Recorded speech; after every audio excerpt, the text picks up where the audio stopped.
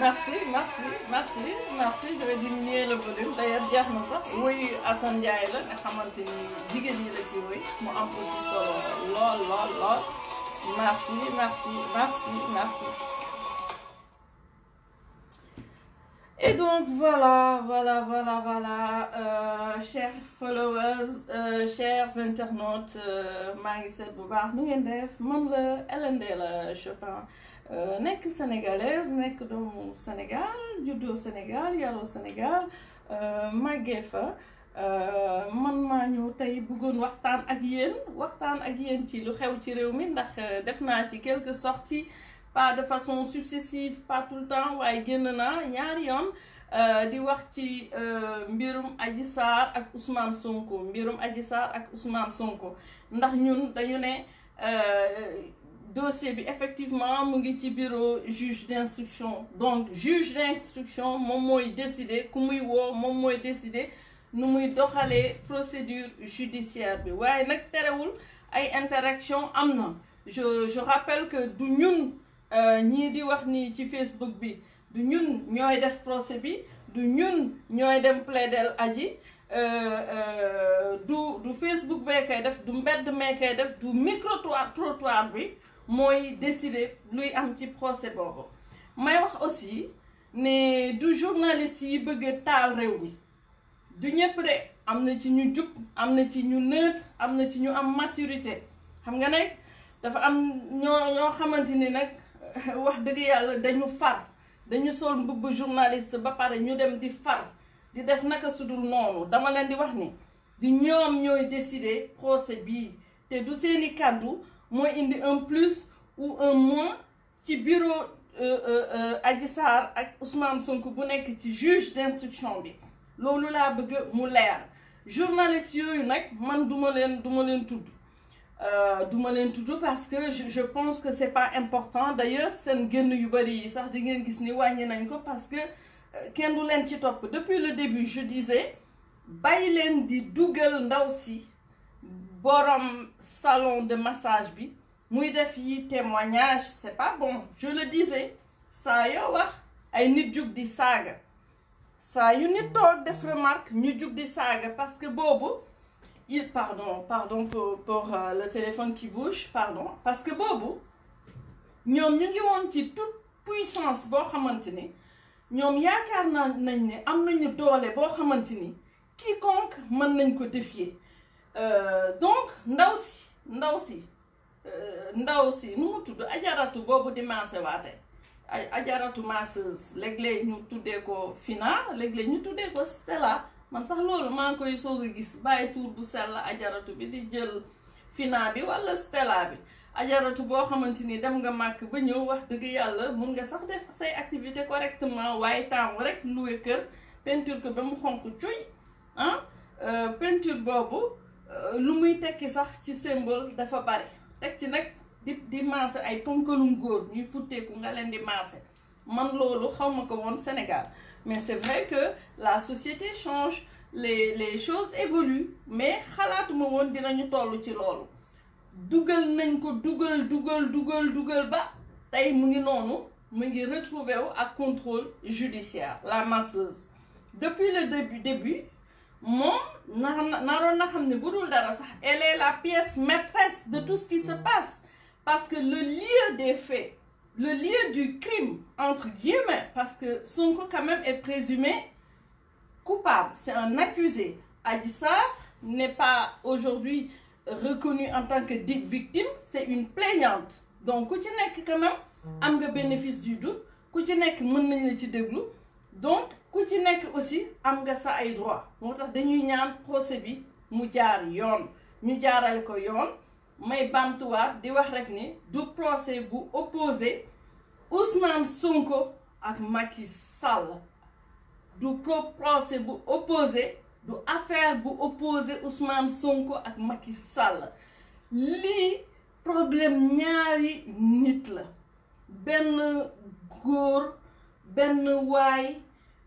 buy woote yiw macha allah Ousmane Sonko di woote jub macha allah ñëpp naw ko ci di woote esprit de nationalisme, c'est-à-dire mu ngi xalaat ni réew mi ñun ñoo ko moom ñoo nar a moom lu fay jugee ñun ñoo moom suñu réew ressources yi kenn naru ko piller et cetera macha allah rafet na torop góor googu moo jug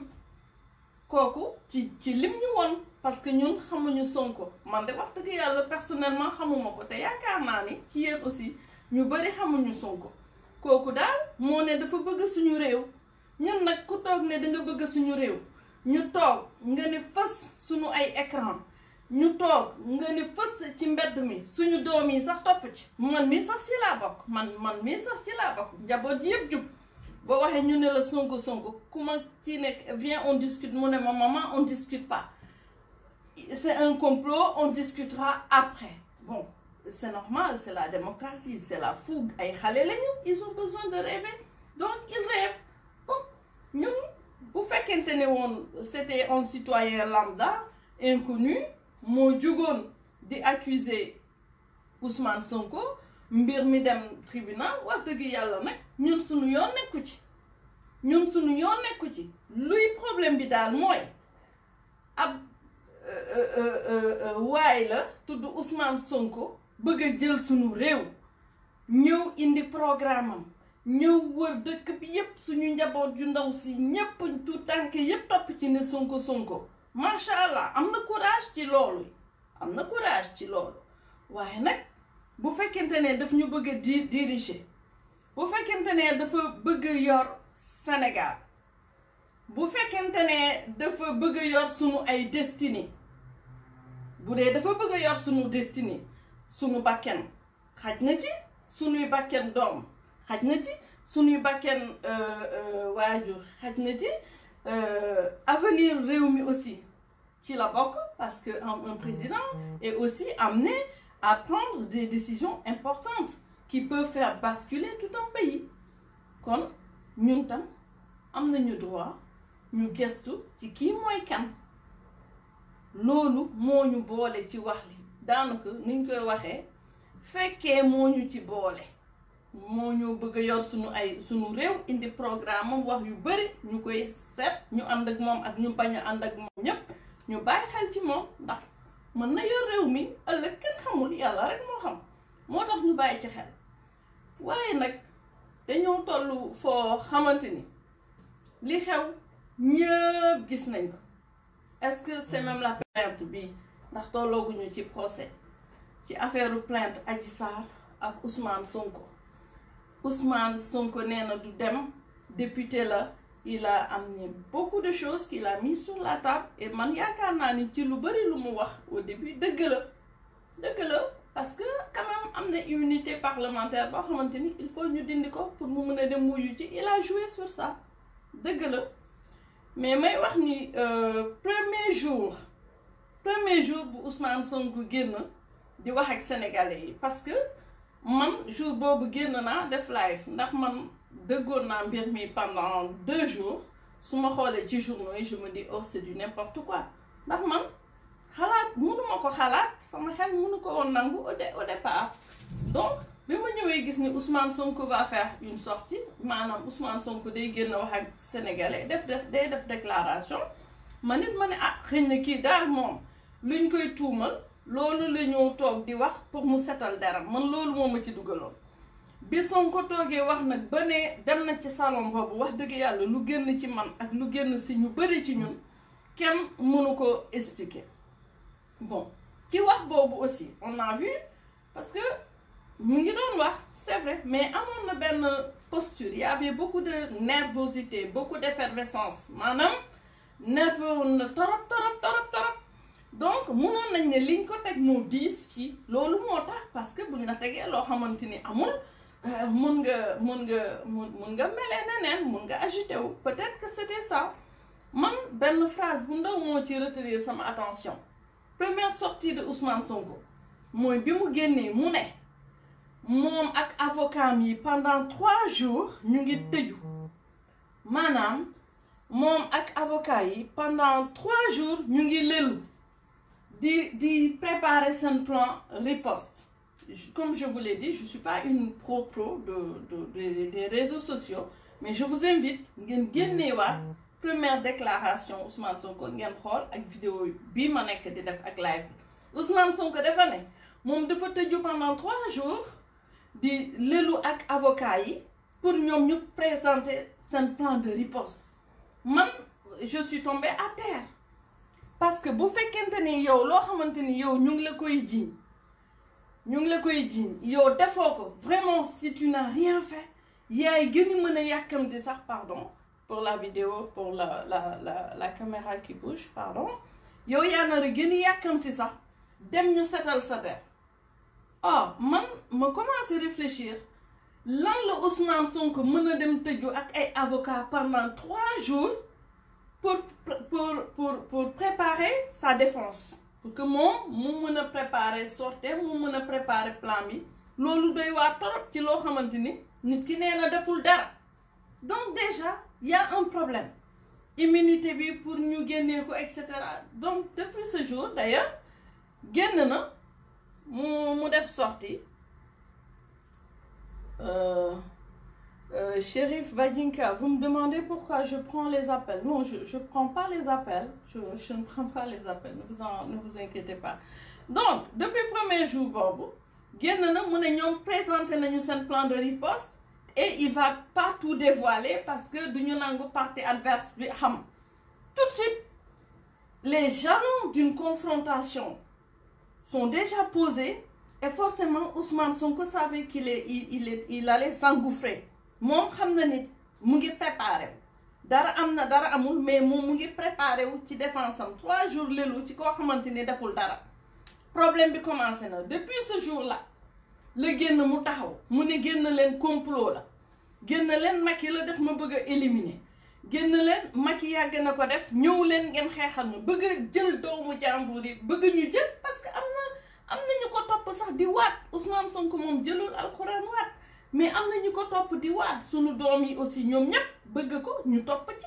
ñu ne complot la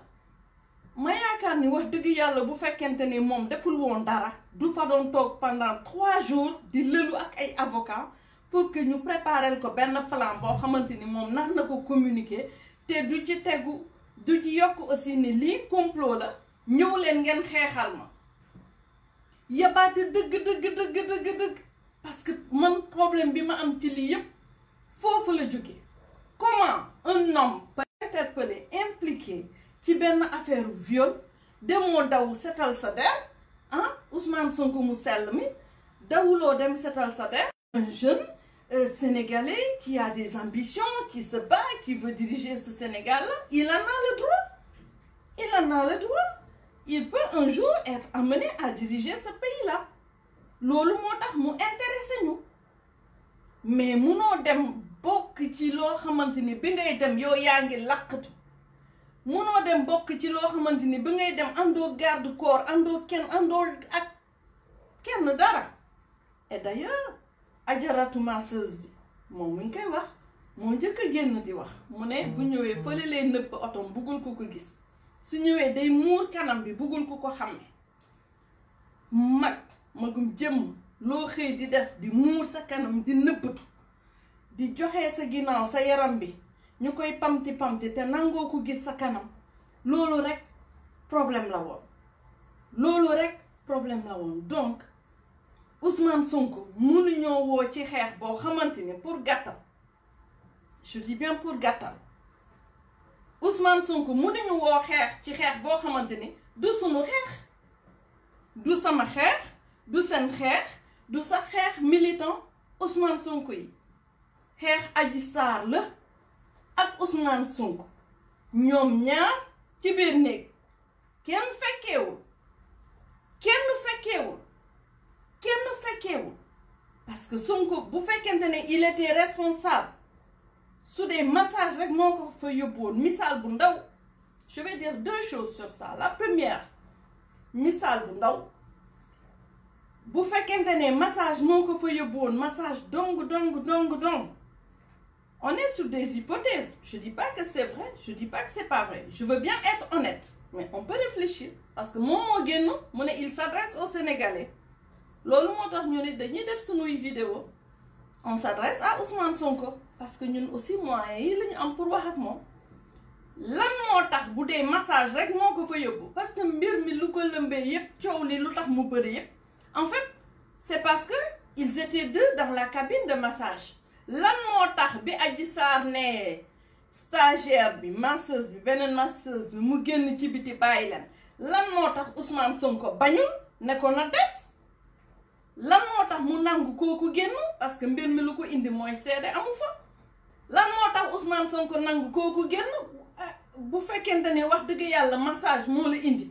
ñu ne keneen génnal yow nga xam bayre makaama responsabilité l'opposant le plus surveillé le plus radical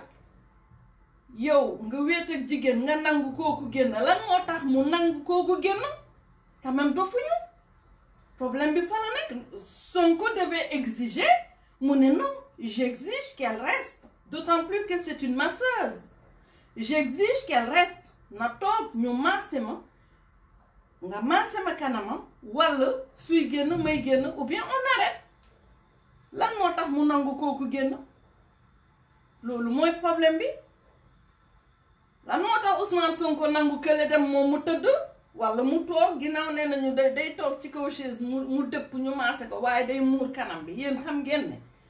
mag lu muy def di ci muur kanamam di ci lax du lu baax te du dëgg ñun ñëpp xam nañ loolu mooy premier point bi le deuxième point ngeen ne complot la parce que njëlbeen ba da ngeen ne amul c'est pas vrai man sax newoon naa duggul sax ci salon boobu wax dëgg yàlla ma ne c'est pas vrai pour man tegu fa sax tànkam tegu fa tànkam léegi ngeen ne complot la d'accord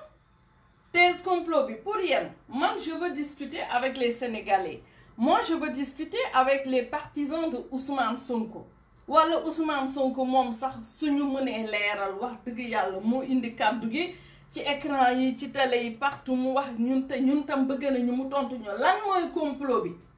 parce que complot bokkul ak piège y a une différence complot bokkul ak piège complot mooy li ñu wax yëpp fen la dara mënu fa am jotewul ak xale bi yëpp dara mënu fa am loolu dañu comploter ñu bëgg ko dugal et cetera mais yéen Ousmane Sonko lu muy wax nii piège la niru piège moo di dugg nga ci loo xamante ni am na te xalaatuwuloo woon ni dinañ ko jëfandikoo neneen wax ji yëpp mbir mi loolu lay niru complot bi daal mooy amul seen bopp seen yuur moom maaj ci loolu ñu imaginer ay complot ñuy wax lu amul et cetera mais lii du benn complot li ngeen di wax complot nag na ngeen ma dimbale dugg sama page jaa waxoon ni dañ ko comploter tëj ko jël ko yóbbu ko ndax luñ ko tegoon yëpp dara amu fa loolu complot la waaye bu fekkente ne am na yow am na lu xew ci biir néeg boobu waaye yow xalaatuloo ne dina am lu ñu jël ci yow ñu dem denc ko feneen ci biir kopp ñu congelé ko en fait c'est ça la vérité yow xalaatoo ni am na lu ñu jël ci yow ñu yóbbu ko parce que bi nga ko doon def xamuloo ni am na luy génn ci yow ndaw si dina fexe ñu jël ko yóbbu ko def ko ci biir kopp ñu congelé ko loolu nga ne complot la parce que bi ngeen ko doon defante xamoo woon ni loolu day am xamuloo woon donc ça c'est un problème même bu fekkente ne piège la mais boo demee kër nit supposons mu jox la du vin du vin on va prendre l'exemple du vin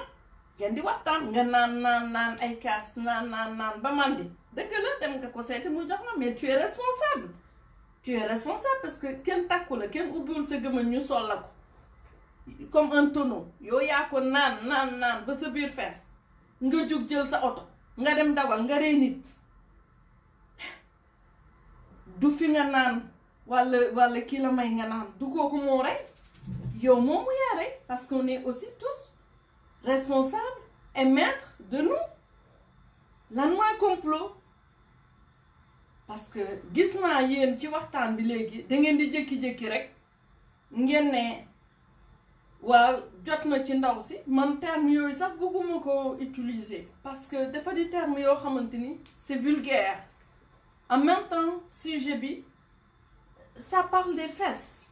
boo koy wax sax da ngay jéem a wut ay termes noo koy arrondir pour ne pas choquer noo koy arrondir pour mën ci wax et c'est difficile. complot bi pour yéen lan la léegi dañu naan sax jot na si waaye du woon viol ak mooy yomb luy du woon viol munul génn ne loolu musul am ba ñooñu am lu ñu denc fële moom mu xëy dellu si mu ne du woon mu ne da ngeen bëgg ne léegi jote nañu waaye ndaw si daf ci àndoon waaw comme ndaw si ànd na après ñu utiliser ko bëgg ko éliminer non dafa ne loolu musul am. Donc bu fekkente ne loolu am na réellement et qu'il l'a nié ça veut dire que même Ousmane Sonko n'assume pas à partir du moment où lui l'homme lui qui a l'âge du père de cette jeune fille là parce qu'elle peut être sa fille si Sonko lui-même n'assume pas mais la jeune fille n'a pas à l'assumer. bu fekkente ne seqoo nañu foofu dara moom Ousmane Sonko mu bañ ko assumer lan moo tax ñu bëgg ne fii bi daf ci d'accord parce que au début da ngeen ne musul dem ci salon bi man sax si ñu doon ne musu fa dem laa bokk ngeen wax xeex ngeen ne Seydina Ousmane Sonko mu sell je dis il veut diriger mon pays et moi je m'intéresse aussi à lui loolu de moo ma ci boole te moo ñu ci boole ñun jigéen ñëpp kuréel gii Françoise Hélène Gaye taxawal ñun ñëpp ñu ñëw ànd ci di ci liggéey macha allah ñu koy gërëm di ko ci sant loolu moo ñu ci boole donc de plus en plus ñu ngi ne noo ànd nañu waaye complot bi loolu du complot et puis boo toogee ñu ne la non forcé wu ko waaye yéen nee naa leen toujours ma expliquer leen en fait c'est très difficile. ndax man sama page sax dafa am ñuy dugg ñuy saaga après je leur dis non c'est pas comme ça on discute vous me donnez votre point de vue je vous donne mon point de vue et vous restez poli et courtois parce que loolu la pour ñu xam ñu ne non def ci àndoon non je vous donne un exemple tey boo yoree sa njaboot ngay góor sax wala ngay jigéen wala sax bu dee yow rek la amoo loo dundee sa liggéey nga yaakaar fi nga nekk mu métti liggéey bariwul amul solution surtout une orpheline mu am ku la jël nga koy liggéeyal mu wóor la ni boo ñàkkee sa liggéey sa sutura xawee ko amoo foo dëkk amoo loo lekk xamoo looy def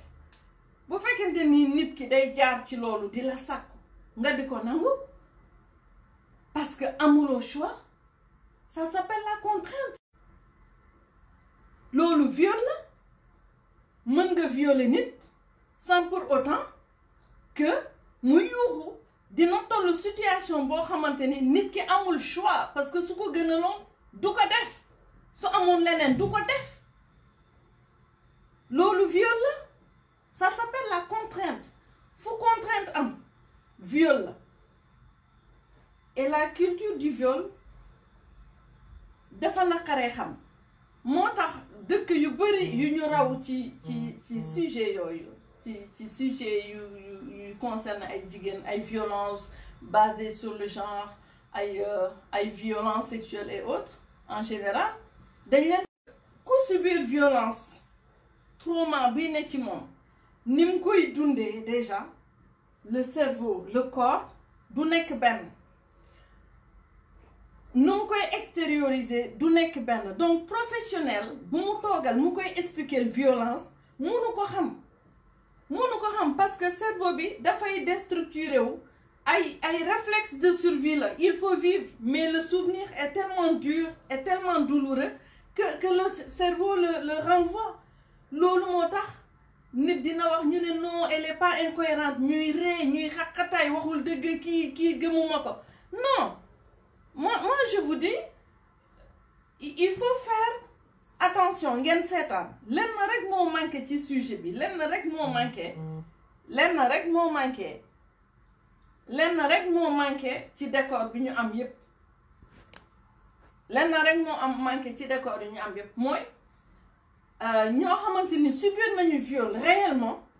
demuñu toog di expliquer lan mooy viol nan lañ ko dundee parce que ñu ci bëri duñu mës a ñemee wax c'est ça le problème beneen décor bu ci manqué mooy les psychologues les psychiatres les psychanalystes gisuñu leen dégguñu leen mais am nañ fi benn matière benn richesse boo xamante ni ci problème bi ñoom dinañ ko exploiter des années et des années et des années psychologue bu nekk foo toog psychiatre bu nekk foo toog psychanalyste bu nekk foo toog xam nga ni lii dañ koy comprendre ñoom dañ koy analyser c'est normal que cette fille elle soit comme ça c'est normal que fille bi mu paniquer et c'est normal en plus de li muy expliquer ne loolu la dund man nag li ma leen di expliquer xel la mais vraiment xel la ku ma mën a déglu ak xel c'est bien ku mënul comprendre malheureusement ça va être compliqué ça va être très très très compliqué donc fille bi lu mu jot a dund déjà c'est difficile pour une jeune fille de 20 ans taxaw ne dañ ma violer parce que boo nee dañ ma violer déjà dans notre société góor yi may seetaan vous qui êtes avec nous dites-moi ban góor moo bëgg jabar bu ñu violer ban góor moo bëgg jabar bu ñu violer kenn bëggu ko bëggu leen ko du ngeen ko mën assumer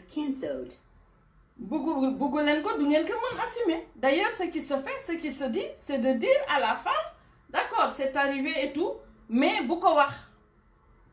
bu ko mës a wax voilà on va vivre ça on va vivre avec ça etc mais bu ko mës a wax donc c'est déjà un problème sur la sortie de Adji Sarr sur la libération de la parole d'une victime de viol man loolu laa leen nekk di expliquer c'est très compliqué d'une part d'autre part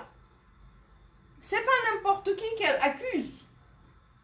je dis pas il l'a violé il l'a pas violé mais je suis sûre d'une chose il y a eu quelque chose et puis dina leer te na ngeen fexe ba bu ñu egg ci quelque chose boobu ngeen retiré wu bëgg ñu indil ni non consentement la non si l'adulte Sonko n'a jamais assumé quoi que ce soit arrivé quelque part il faut pas que ñu ne am na mais du viol parce que plus ñuy ànd plus ñuy avancer plus ngeen di xaw a changer kàddu yi tuuti Adji Sarr mais une gamine de 20 ans am na ñu ne 17 ans am na ñu ne 20 ans ñu jël Adji branché ko ay je vais revenir sur ça ñi di saaga ne oui dañ ko defaral écouteur dañuy wax muy déglu non au moment où je vous parle mais j'ai des écouteurs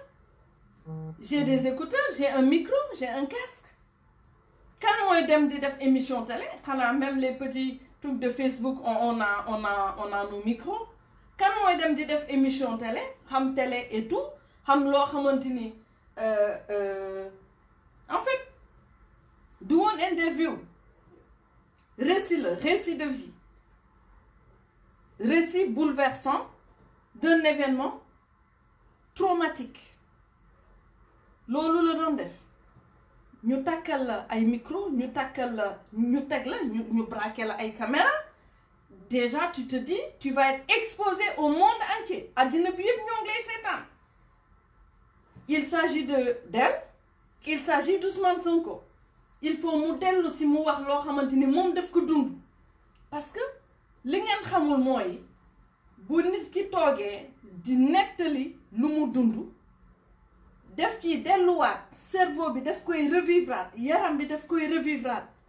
vu son âge am na ñu violé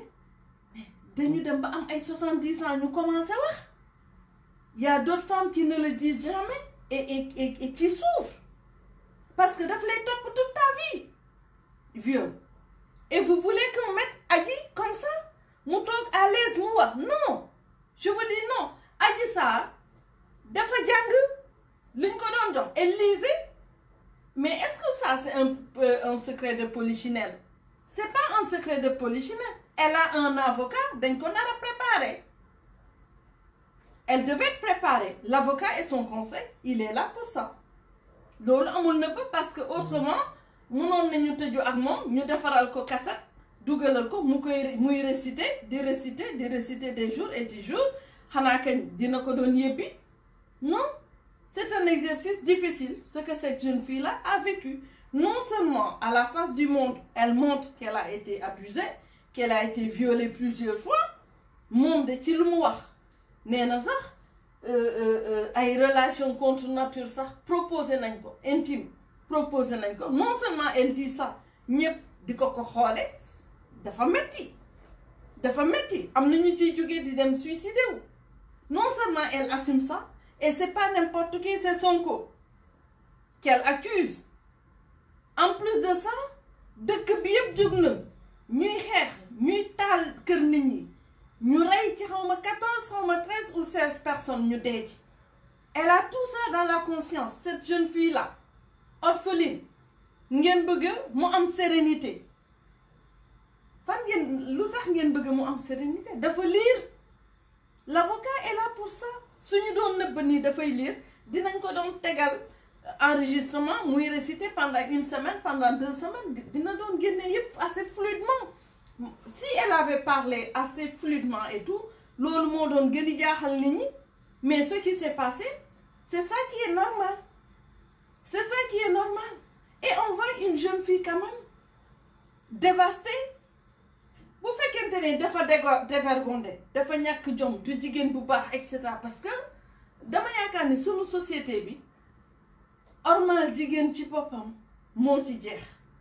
fonk jigéen ci boppam moo ci jeex, yërmande jigéen ci boppam moo jeex ci sunu réew. Man loolu laa yaakaar.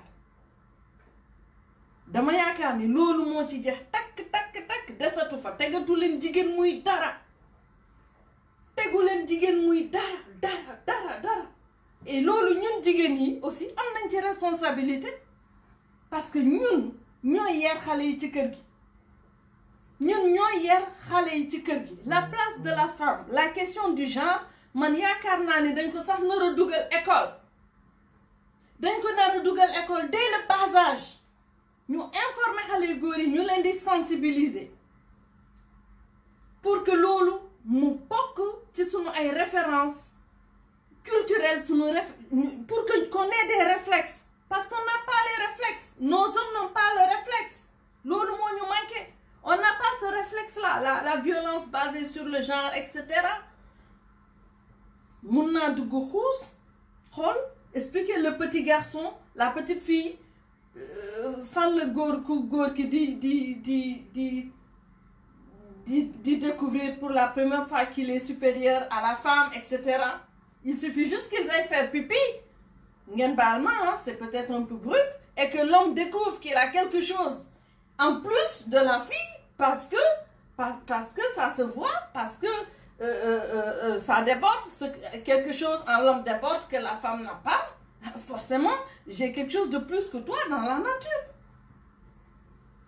L'expansion du machisme, ça vient de là.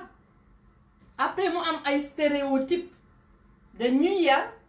pour ñu jàng togg, pour ñu mën yor jëkkër, pour ñu mën yor kër, pour ñu mën yor ay xale. Dëgg la mais société bi tey dañu toll foo xamante ne góor baax na jigéen baax na. Yor sa sutura bu ndaw sax wala yor sa jabar nga jàppale ko nga fonk ko mënu tax ëllëg boo fi génnee sax mu yor say njaboot du dem taxawaalu ci. Te Adji jàmbaar la, Adji Sarr mii kat jàmbaar la ku toog boole ñaari liggéey di def massage di nëbbatu parce que mënu ko assumer, xam na ni baaxul mais amul leneen di dem jàngi ñaw boole ñaar yooyu boole ci sëriñam génn na wax di dem ci jàkk ji di julli di muuru di bale jàkk bi donc possible yépp ñu xool ñun de bu ñu sañoon de ñu jox ñu Adji su fekkente ne complot la, encore pour revenir sur la thèse du complot du doon demee nii Adji ñaari ponkal yu góor wala ñett wala ñeent lay indi ci buntu kër googu mu wéet ak Sonko futteeku rek yuuxu bu ñu nee lan la mu ne leen daf ma bëgg a violer ñëpp dugg si dañ ko fay fekk voie de fait ñu gàddu Sonko ne ci salon bi lañ ko fekk et cetera photo génnee lii yëpp du ci doon am donc du complot bu dee complot la dina ko doon monter de sorte que ki ñi ngeen ne dañu pousse Sonko c'est l'État qui l'a poussé qui a poussé Adji vous avez tort buñ ko yónni woon mu def lii xanaa kay dina doon am sax téléphone bu baax tuuti du doon am téléphone boo xamante ni mënul dëgg sax xanaa kay quand même bu dee dañ ko yónni dinañ ko doon jox téléphone bu baax quand même pour mu mun di ko enregistrer pour mu mun di ko filmer quand même un État est puissant un État est fort su fekkente ne woon complot la Sonko du fa génn yaramu nen boobu mu futteeku dugg jacuzzi ba ak xale yi 2 pièces fa lañ koy jàpp rap photo ko filmer ko du génn il suffisait que Adji yuuxu ci biir du génn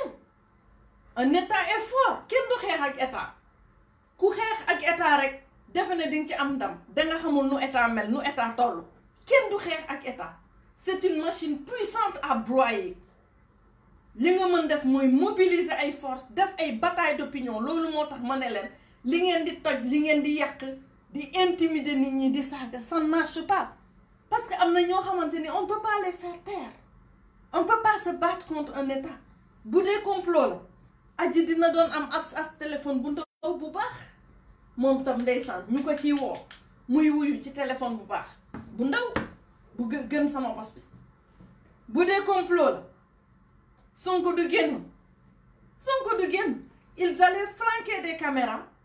mu dugg ci jacuzzi boobu mu dugg ñuy dem rooti ndox di ko sottil ah vous imaginez quand même ñoo toog ci jacuzzi bi il peut pas acheter un jacuzzi mu def ko këram Ousmane Sonko bu bëggee mu dugg fa mu plonger fa ak ñaari jeegam bu dee loo c'est ça qui lui plaît dagan na non du moo leen takk ñoom ñaar bu bëggee mu def jacuzzi kii def 2 pièces kii def 1 pièce ñu fayu foofu il est où le problème benn complot amu fi benn piège amu fi foofu dafa am lu fa am te dina leer te Ousmane Sonko xam na ne am na lu fa am ñun xamuñu lan la bu doon complot du génn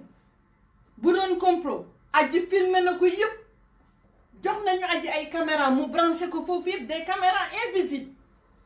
yu bëri nga xamante ni sax danga koy flanquer rek comme benn tomate bu ndaw ñu teg un petit truc kon filmé nañ ko yëpp film baa ngi ci biti benn complot amu fa bu complot amoon ay mbër la ñuy teg ci biti bu futteeku di dugg ci jacuzzi bi rek Adji yuuxu ñépp ñëw ñu ne ko Sonko yow la ñu filmer photo jeexoon na wax bi jeex na donc complot amu fi la thèse du complot dama bëgg ñu jël loolu ñu génnee ko ñu yóbbu ko fële Sonko na wax nit ñi lan la def xale bi mais comme contrôle judiciaire am na mënu ci wax su demee wuyu ci dinañu wax lan moo xew moi je dis bien Sonko jusque là est présumé on dit pas qu'il est coupable hein? Il a la présomption d'innocence comme Adji on dit pas qu'elle est victime Adji est plaignante mais une affaire entre 2 personnes nañu dem wuyu ci Macky Sall nag ñun xeex nañ ko lool te dinañu continuer di xeex pour que mu jàppale population bii parce que population bii génn dugg ñambaasu ci xeexu Sonko bii du Sonko moo tax ñu génn te ñoom du seen xeex ndax dëgg naa ci sax groupe jeune yoo taxaw naan dañu doon wàcc liggéey di jënd fondé di naan loolu la ñuy reere léegi reeratuñu parce que boutique yi tëj na borom fondé yi jaayatuñu ndax couvre-feu bi il faut que Macky mu jox jeunes yi emploi il faut que Macky mu liggéey. Excusez-moi baal leen na de c'est les aléas du direct waaw lan mooy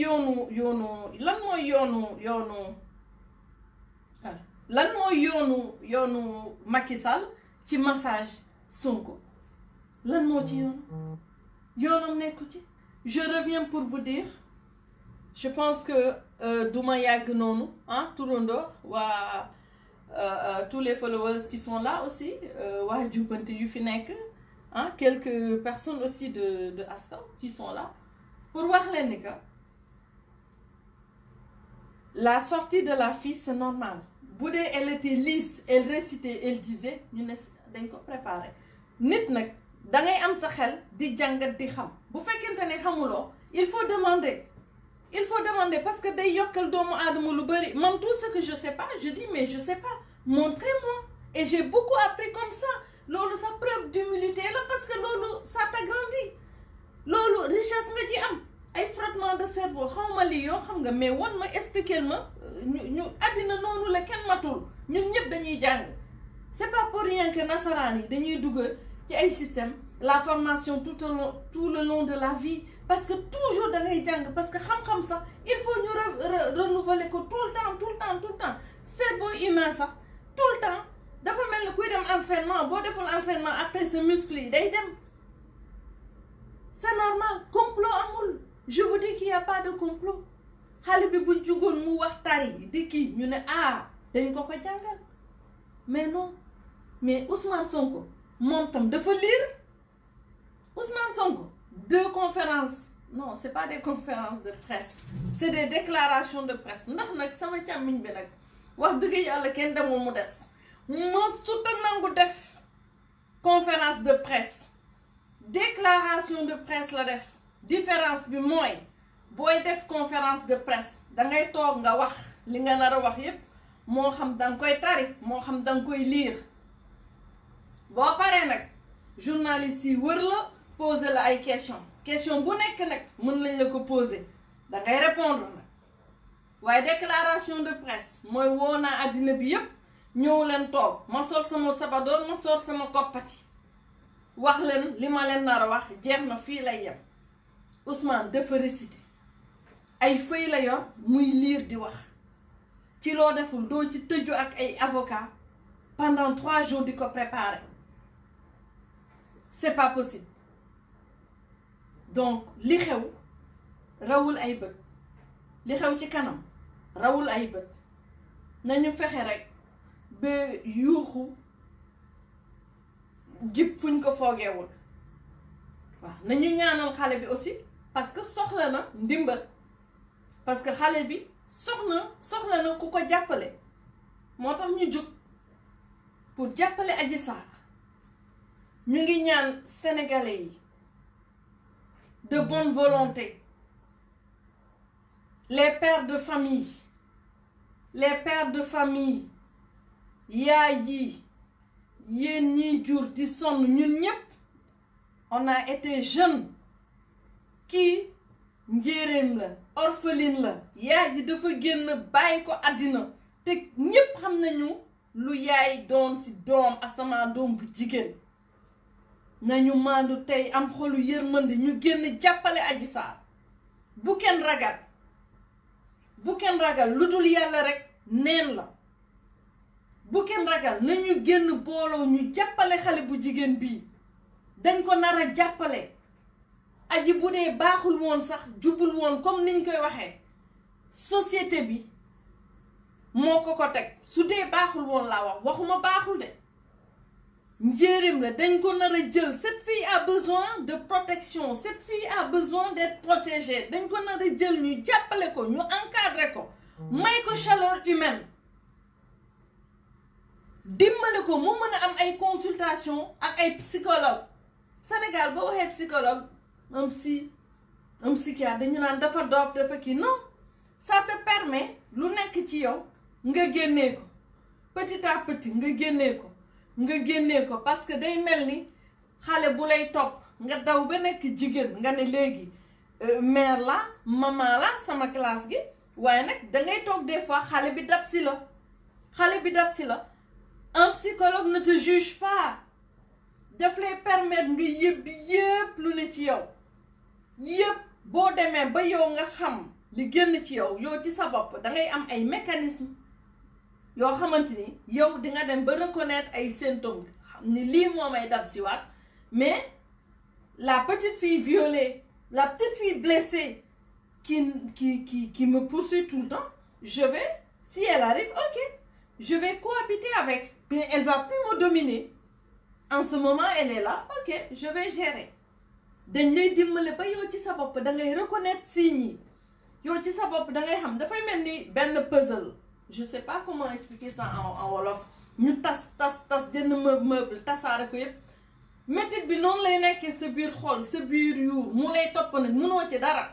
des fois yow sax doo xam lan moo lay toppee noonu sa àddina mais boo demee ba nga yëbbi ko ñu identifier ko on t'aide à tout replacer à reconstruire le puzzle ba yow di nga xam ah lii de moo may topp quand ça vient je sais que telle pièce c'est là sa place telle pièce c'est là sa place et tu te construis parce que Adji elle n'est pas préparée pour libérer la parole. dina dem ci phase boo xamante ni dina intérioriser parce que tout ça et tout ce qui se passe il faut déjà que moom qu'elle accepte que ça a eu lieu. Il faut mu accepter loolu ba pare sentiment de honte rousse sentiment de culpabilité parce que ku ñu violé foog nga am sentiment de culpabilité sentiment d'humiliation manque de confiance en soi. Il faut loolu yëpp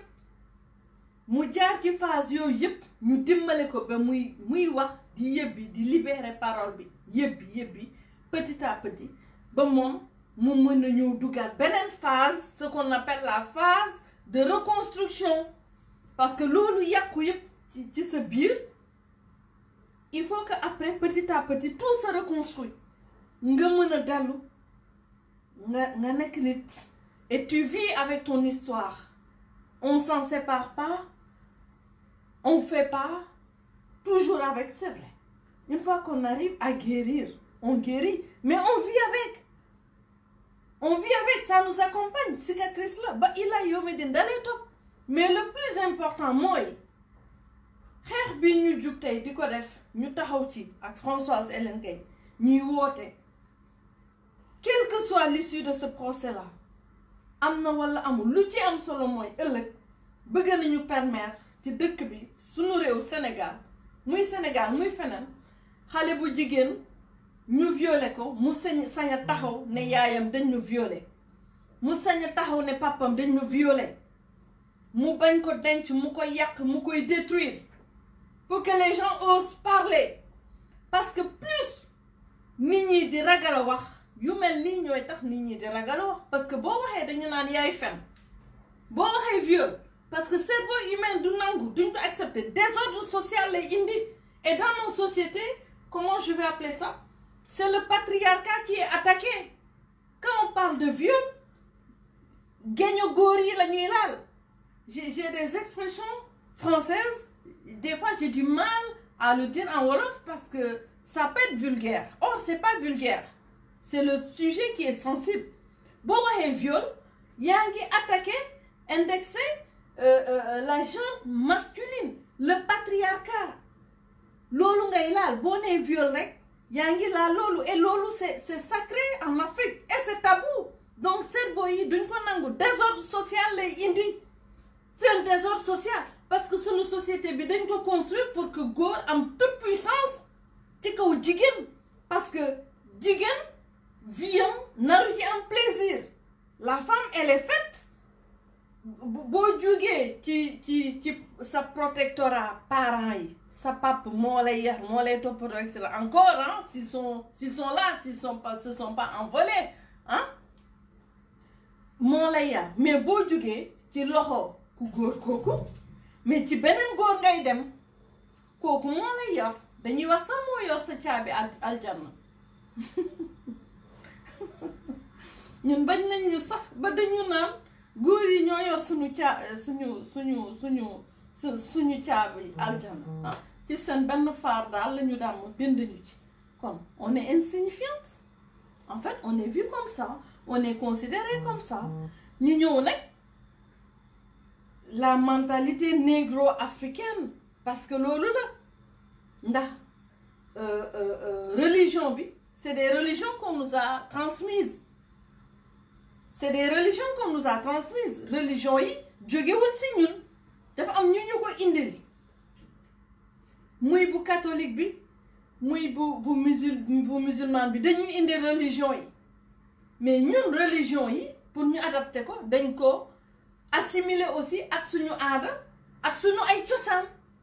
yu bari ñu ngi koy def Sénégal mais amul Makka et pourtant chez nous c'est bien vu et ça passe parce que pour que religion bi mën a yaatu foofu implanté wu et cetera il a fallu aussi que ñu adapté noonu religion bi daf may fàttali les Amérindiens les Indiens bu Christophe Colomb demee découvrir un peu de digression s'il vous plaît bi Christophe Colomb demee juste pour vous expliquer le mécanisme bu Christophe Colomb demee Amérique latine mu ne moo ko découvrir et cetera bon ñu jóg les Espagnols ils vont envahir l'Amérique latine le Nouveau Monde ils vont l'évangéliser dañu dem mais dañu fekk Indiens yi ak seen xërëm ñoom dañu ñëw ñu toj yëpp ñu ne Indiens yi dañu ñëw tabax église Indiens yi dañu dem mais Indiens yi seen xërëm yooyu ñu tabax ñu toj ñoom dañ ko doon dëpp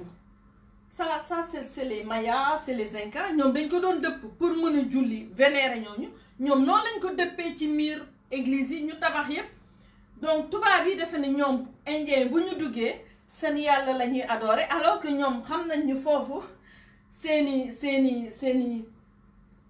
yi ñu gëm seeni xërëm la ñu dugal foofu ci miir yooyu kii mu ngi defe ne nax nañ ko dugal nañ ko ci sunu religion ñële ne non ñu ngi def fii mais ñun nos dieux sont là en fait donc les religions qu'on nous a ramenées ñun aussi dans une certaine mesure parce que nag am na ci ñoo xamante ni ñu ngi doxal religion bi tel que prôné mais la masse elle suit ñu topp ci loolu ñu néewal ci jigéen doole pourquoi xamuñu bu fekkente ne aji jigéen bu bon la ni ngeen koy waxee ah moi je m'adresse aux gens qui insultent aji am ci nag benn journaliste boo xamante ni lëmbe àddina aji fan nga nekk waaye xam na am na yoo xamante ni sax doo leen tontu ah mais bu dee aji ku bon la waa yéen ku bëgg a yor réew mi dina dem bi fréquenter ku bon ah bu dee aji tuur bi ngeen ko tuddee la tudd Ousmane Sonko mu sell mi lu mu fay def kii ngeen di saaga ne dafa bon ne du jigéen bu baax ne du jigéen bu wér waaye yéen Sonko lu muy def ci kii lu ngeen saaga aji lu raw mu ngi ci Sonko parce que Sonko gënul aji te aji sax moom dafa jugul di ko fekki auberge ou autre moom mooy dem fekki aji fu muy liggéey boo waxee ñu ne foofu sax kër la nit dangay am xel booy xeex mun nga jël le verre à moitié vide boo jëlee le verre à moitié vide tu es dans la négativité et loolu baaxul il faut être dans le côté du verre à moitié plein là tu es dans la positivité bu ngeen koy saaga di ko yàq tout est négatif mais Ousmane moo ko gën a yées Ousmane Sonko moo ko gën a yées lu ngeen munti wax ci Adji Sarr mais Ousmane moo ko fekki su bëggoon xale bi ndax xale bi quand même dafa taaru te macha allah su fekkente ne daf ko bëgg munoon na ko takk mu util ko appartement sax kenn du ko yëg mais mu rafetal mu dund nu muy dund ak moom ci moom valeur ak précepte yu muy woote mais defu ko ci laa bëggoon eggali waxtaan bi ak yéen parce que guddi na ma leen di gërëm di leen di sant defoon naa benn publication sama page nag waxoon naa ne y a une robe rouge xam ngeen aji nag bu mu waxee ba wax dafa ne dafa am benn robe rouge sax xale bi dafa wax ba wax ay détails ñun defuñu de ay jigéen lañu on a été jeune am nañu 20 ans ñun jamono yi wute rek smartphone yeeg technologie bi ak yooyu mais on a été jeune am nañu aussi ay doom dañuy dox dañuy gis dañuy dëgg tooguñu nag dañuy wut xam-xam dañuy génn dañuy xam dañuy seetlu te fu ñu de xale bi dafa wax ay détails robe rouge def naa sama page nag ne robe rouge bi dama koy maye am naa fi robe rouge on va voir xawma kan moo ci am une petite taille. C'est une petite taille, je vais être obligée de vous dire ma taille. C'est une taille 36. Robe rouge bi nag ginnaaw digge boor la robe rouge bi mu ngi nii elle est là, elle est magnifique.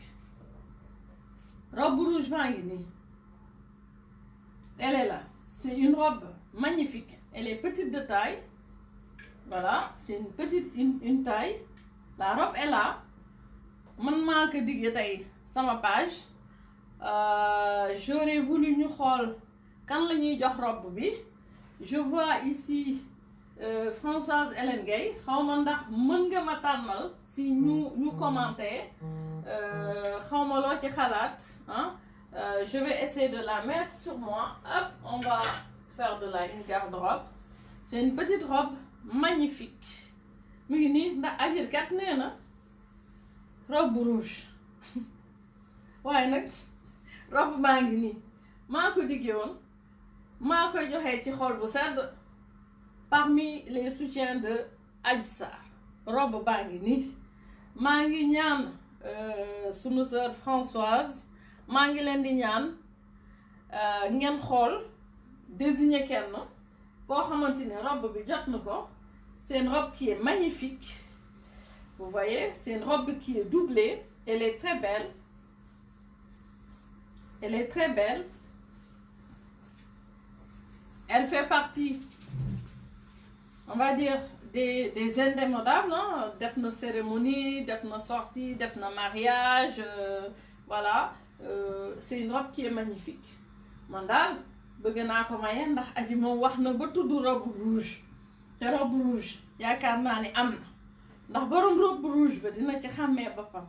waa ji nag na bàyyi di wax ay waxu deuxième vague fii deuxième vague du ci am fii deuxième vague du am. Et je voudrais juste dire ñuy menacer di menacer nit ñi dëkk bi dëkku yoon la réseaux sociaux yi. Cybercriminalité dafa am ñu ci spécialisé wu ñu ci taxaw ku fi menacer nit dinañ la identifier dinañ la plainte dinañ la topp loolu na ko ñëpp dëgg ñuy woote nag toujours ñu woote oui parce que dañu dem ci bois sacré bi et cetera na nga dem attention lu dul yàlla neen ba loolu daal laa bëggoon eggale live bi. may gërëm ñëpp di sant ñëpp à tous ceux qui sont venus, à tous ceux qui sont là, à vous tous. Bon, vous voyez que voilà man sama kër aussi dafa bëri rouge léegi xaw ma ndax sister Françoise sama turandoo mu ngi en ligne ou pas. Soxna Oumy Sène maa ngi lay ziar bu baax dañ laa fas yéene nag bàjjeneen aji soxna Oumy Sène nekk Brescia. Jàmbaar dëgg ndeysaan yor ay njéeréem une battante ku baax ku généreuse une femme forte soxna Oumy Sène mu ngi Brescia ñoo ñëpp dinañu ñëw ñu bokk ci xeex bi. Man daal robe baa ngi nii soxna Oumy ñoo ngi lay sargal di la delloo njukkal fu njéerim mësa jooy rek taxaw nga waaw fu njéerim bëtu njéerim xonq rek taxaw nga ni ngeen ñëw yéen ñëpp ñu bokk ci xeex bi. maa ngi leen di gërëm di leen di sant maa ngi seen fële sama beneen càmmiñ bi nag waa Ziguinchor la nag kooku nag di sëtu Naasata maa ngi koy nuyu bu baax di ko ne nag dañoo bokkul xeex bi ça arrive sama càmmiñ bi maamam ak sama maam ndeysaan ñoo doon toog bokk table di jaay ay légumes marché c'est mort Ziguinchor su ma wàccee ñëw toog di jàppale sama maam ci jaay boobu ma nit ci loolu laa màggee et c'est une fierté pour moi. maa ngi seen sama càmmiñ nag xam naa mu ngi xool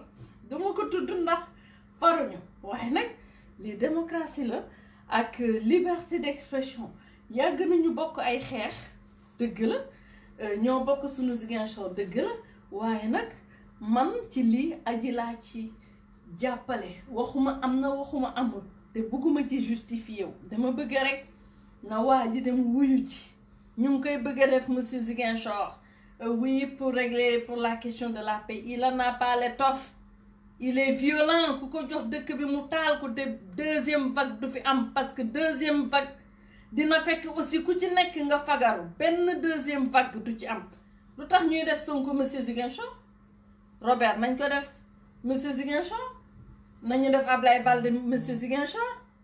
nañu def keneen monsieur Ziguinchor Sonko luñ koy defee monsieur Ziguinchor kenn du hypothéquer dëkk bi parce que les Sonko boys dañuy taal dëkk bi dañuy reyee bu kenn dem fenn ku ñu menacé identifier dans les réseaux sociaux capture d'écran nga situé ko une plainte man de bu fekkente ne sama dund bi yëpp damay liggéey di fay ay avocat je ne laisserai pas passer ça et il faut pas avoir peur il faut rester fort Ousmane Sonko fii la fekk Robert Sagna nga xamante ni c'est un enfant de brin mun nga leen reprocher lépp dëkk bi doxul et tout Ziguinchor mais musuñu oote ci violence ñoo ko gën a jàng gën ko xam état gën ko xarañ Ablaye Balde nga xamante ni sax sama càmmiñ la ànduma ak moom waaye nag Ablaye Balde est un homme correct Ablaye Balde est un homme correct courtois am yëg-yëg ci nit correct Balde correct ànduma ak moom mais c'est quelqu'un de très correct Balde ne fera jamais une chose pareille parce que une révolution on l'a fait avec son peuple on ne mène pas une révolution contre son peuple et appelé à détruire un pays jug ba am doole am makaama ne la deuxième vague sera plus dévastatrice kenn du fi dévaster dara bu fekkente ne coronavirus la moom ci boppam dinañ ko neutraliser mais kenn du fi dévaster kenn te kenn du fi rey kenn du fi taal kër kenn na ma ki jug toppatoo askan bi parce que ñooñu tam sonn nañu jeunes yi sonn nañu c'est ça la vérité ñu jàppale jeunes yi ñu sappi leen ñu génne les Sénégalais les vrais patriotes mooy ñu reyul kenn saaguñu kenn te yàgg nañu ci politique ñu teg leen de côté ñooñu seen problème ak état bi am nañu droit marche nañ leen déglu nañ leen jàppale Sonko nag ak terreuram bii moom nañu xool nuñ koy seppee ñu génnee ko ci lii parce que moomuñu liberté d'expression bi dafa am ñu xeex ay bakken rot ci pour ñu am ko et Sonko ne peut pas confisquer cette liberté d'expression il en a pas l'étoffe il en a pas la capacité mënu ko parce qu'en réalité c'est un agitateur xam nga tonneau vide c'est un agitateur tonneau vide buy daanu di bërëngu ça fait beaucoup de bruit waaye c'est pas une tête c'est un syndicaliste moo tax mu génn oui les 10 points et cetera ne oui moom amul lu muy wax juge bi dina wuyu ji nag juge bi ñii di woote nag naan le bois sacré et cetera am na ñu ma woo ne ma génn ci parce que dugg nañu ci bois sacré et cetera diw diw feebar na yow suñu mbokk nga bëgguñu la daal je leur dis nañu dugg ci bois sacré bi ginnaaw yàlla dara bois sacré boobu man li may nekk xale yëpp ñun dañuy daw tànku nen biir Casamance boobu ci année yooyu nga xamante ni sax dëkk bi mu ngi dépassé wul HLM Néma côté aéroport bi foofu yëpp ay àll la kenn sañu fa dem ñun dañu doon daw foofu tànku nen fekk leen ci bois sacré ba sax ñoom suñu paree ñuy def ñun ñu jël naan dama ko naan ba ne dur te xaw ma sax lu mu doon je savais même pas ce que c'était donc bois sacré ceci cela tëkku nit ñi tiital nit ñi intimidation ku ma ci woo dama lay déglu mais li ma nar a xeex dama koy xeex duma ci saaga kenn nag duma ci saaga kenn parce que je pense que c'est une bataille d'idées c'est une bataille d'organisation c'est une bataille de coordination au niveau international et la bataille elle sera réussie ñi dawoon ñëpp dinañu ñëw wala dinañu taxaw di yéendu te dinañu dëgg yuuxu ma leen di gërëm maa leen di sant donc Françoise man xawma ndax yaa ngi en ligne ou pas robe rouge baa ngi nii ndax aji tudd na robe rouge man diggée naa ni dinaa mayee bi robe rouge bu fekkente ne Viviane xawma ndax Françoise mu ngi en ligne su fekkente ne mën na désigner kenn en direct comme ça la robe est là et moi je m'engage aussi je m'engage aussi moi de mon côté à envoyer cette robe là à la personne. Je demande à tous les soutiens képp koo xamante ni sa biir xol xam nga ni lii am ni injustice la na nga ñëw rejoindre ñu jox ñu sa numéro WhatsApp inbox dinañ ko jël dinañ la orienter ci plateforme bi ñun ñëpp ñu bokk ànd jàppale Khady. Alors je vois pas je vois pas Françoise, peut-être que Françoise n'est pas en ligne. Françoise n'est peut-être pas en ligne. Ceux qui soutiennent Sonko, moi je vous respecte, hein? Je vous respecte. Démocratie la ku nekk am nga fi nga nar a far am nga fi nga nar a soutenir. Il faut juste arrêter de menacer les gens et d'insulter les gens parce que booy jàppale nit xel nga ko mën a dimbale ak mobiliser ak convaincre boo ñëwee nag di saaga nit ñi yaa ngi wonee sa bopp wonee sa éducation te jàpp yokkalu ko dara lu ñu naan lu paa bi doon wax il vaut mieux avoir des ennemis intelligents que des amis bêtes. Tout le temps ma ne leen xel la ñuy xeexee des ennemis intelligents moo gën fuuf des amis bêtes. Donc gisuma Françoise en ligne. Robe rouge baa ngi nii robe Adji Sarr bi robe baa ngi nii di xool kuñ ko mën a jox ci live bi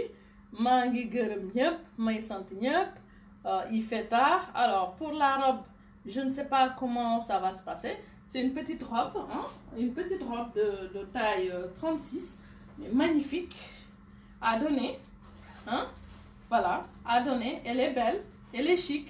hein? Je l'ai d'ailleurs en photo sur ma page. La robe est à donner, donc sama càmmiñ bi sama càmmiñ bi nag beneen Sonko bi nag naa satama mari mbe konton na baake mbaa jubele be ñaami yamoy mbaal be konton na musuka fuke dindinke ba mbaal be konton na à la barka Fosilado. De toute façon je viendrai souvent discuter avec vous à chaque étape de cette procédure judiciaire. Dinaa ñëw waxtaan ak yéen bu baax di leen di ñaanal jàmm. Françoise, est-ce que mën nga ma bind pour ma xam pour la robe est-ce que mën nga désigner kenn parce que c'est important quand même bëgguma diggee loo xamante ni du ma ko def. Robe rouge baa ngi nii voilà aji daal nee na beneen jour bi sax affaire robe rouge lañ ko wax robe rouge bi nag diggee nañ ko mu ngi nii. Elle est magnifique, c'est une petite robe en soie assez légère, assez je dis pas qu'elle est transparente, hein, je dis qu'elle est assez légère, hein, assez agréable sur le corps. Bu fekkente ne Françoise désigné na koo xamante ni moom la ñu nar a jox robe bi, moi je m'engage aussi à envoyer cette robe là et désormais ça sera comme ça. Maa ngi leen di nuyu bu baax. Justice pour Adji, hein? Bravo Touroundoor sa liggéey rafet na, hein? Bravo Ngoné jërëjëf Mbacké borom Kayra. Sami Balde da nga dugg ci sama live waaw kon maa ngi lay nuyu petit frère. J'ai vu la fougue bi ngeen àndal ak xarañ bi di attaquer. Il faut juste pas insulter, hein? D'accord, il faut discuter d'idées. Quand on n'est pas d'accord, on laisse les gens sur leur page, on reste sur sa propre page. Dégg nga ngeen góorgóorlu bu baax ci jàppale Sonko bi góorgóorlu bu baax yal na leen ci yàlla jàppale, ah mais surtout il faut de l'endurance ndax lii moom yaakaar naa ni de xaw naa doy waar. Merci à vous tous, à très bientôt. Merci beaucoup.